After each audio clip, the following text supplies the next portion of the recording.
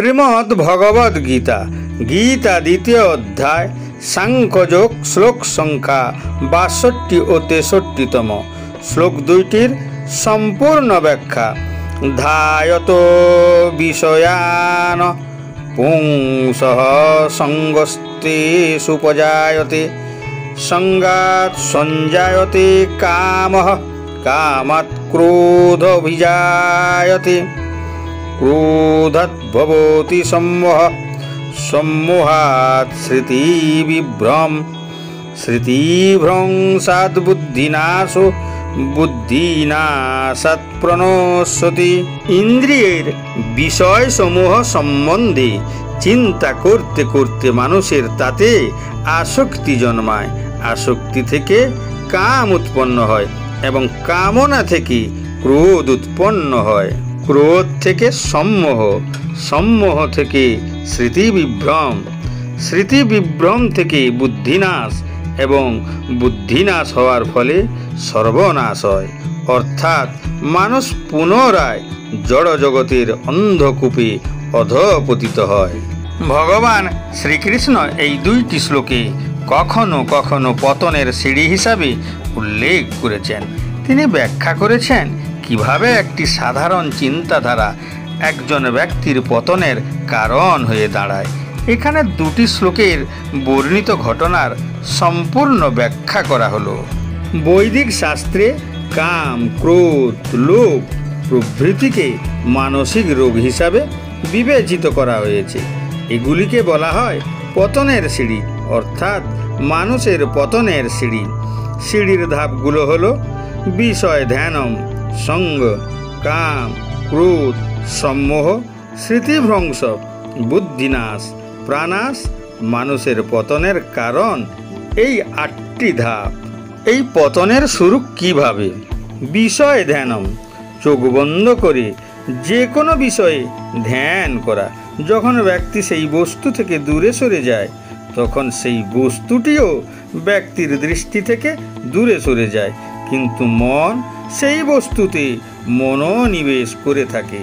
যে কোনো বিষয় সম্বন্ধে এবং যে কোনো কিছুর সম্বন্ধে, আর একে বলা হয় বিষয় ধ্যানম।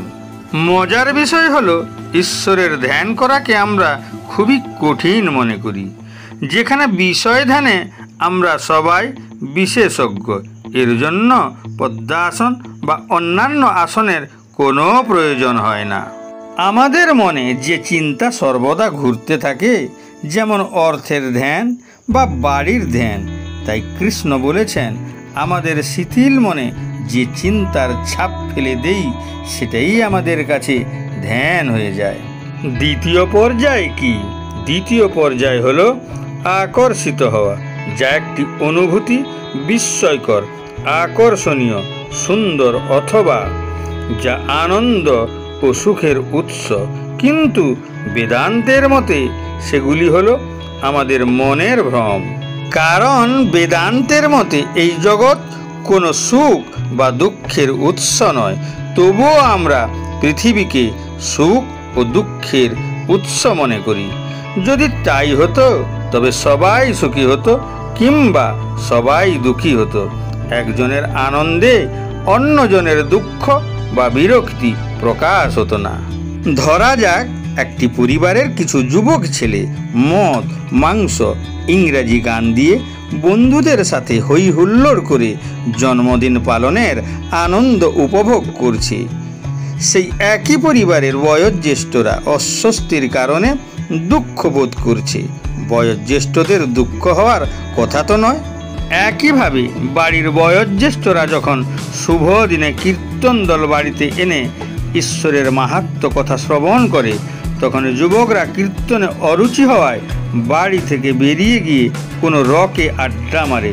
তাহলে কেন একের আনন্দে অন্যের দুঃখ বা অনীহা আসে? আসলে প্রতিটি কার্যক্রমকে যে যার ইচ্ছা পূরণে যেভাবে অনুভব বা গ্রহণ করে সে সেভাবেই তার পরিণতি ভোগ করে। এই পৃথিবী কোনো সুখভোগ বা দুঃখের জগৎ নয়। আমাদের কর্মকাণ্ডই সুখ বা দুঃখ ভোগের একমাত্র কারণ। অন্যদিকে ইচ্ছা পূরণে বাধা হলে কি হয়? এতে ক্ষোভের সৃষ্টি হয়। মনে রাখা দরকার, ক্রোধ নিজে থেকে হয় না, এটি কামনার বাধা থেকে উদ্ভূত হয় এবং ইচ্ছা আসক্তি থেকে উদ্ভূত হয়। আসক্তি ইন্দ্রিয় বস্তুর চিন্তা থেকে উদ্ভূত হয়। এইভাবে ইন্দ্রিয় বস্তুর আনন্দের চিন্তা করার সহজ কাজকে কাম, ক্রোধ ও লোভের শিকার হয়ে যায়, যার পরিণতি ধ্বংসের দোরগোড়ায় পৌঁছে দেয়। আবার একে মনের বিকারও বলা যেতে পারে। ক্রোধ সিদ্ধান্ত নেওয়ার ক্ষমতাকে দুর্বল করে দেয়, ঠিক যেমন সকালের কুয়াশা সূর্যের আলোকে মেঘলা স্তরে ঢেকে দেয়। ক্রোধে মানুষ এমন ভুল করে যা পরে অনুতপ্ত হয়, কারণ আবেগের বুদ্ধি মেঘলা কুয়াশায় আচ্ছন্ন হয়ে যায়। স্মৃতি বিচ্যুতি হলে বুদ্ধি বিভ্রান্ত হয়, তখন ব্যক্তি কোনটা সঠিক আর কোনটা বেঠিক তা ভুলে যায় এবং আবেগের স্রোতে বয়ে যেতে থাকে। এখান থেকে অবতরণ চলতে থাকে নিচের দিকে।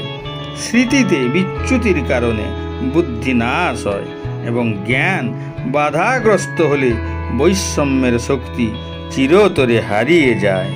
আমরা সকলেই শরীরের রোগ সম্পর্কে সচেতন, এমনকি সামান্য শারীরিক অসুস্থতাও আমাদেরকে সারাদিন দুর্বিষহ করে তোলে।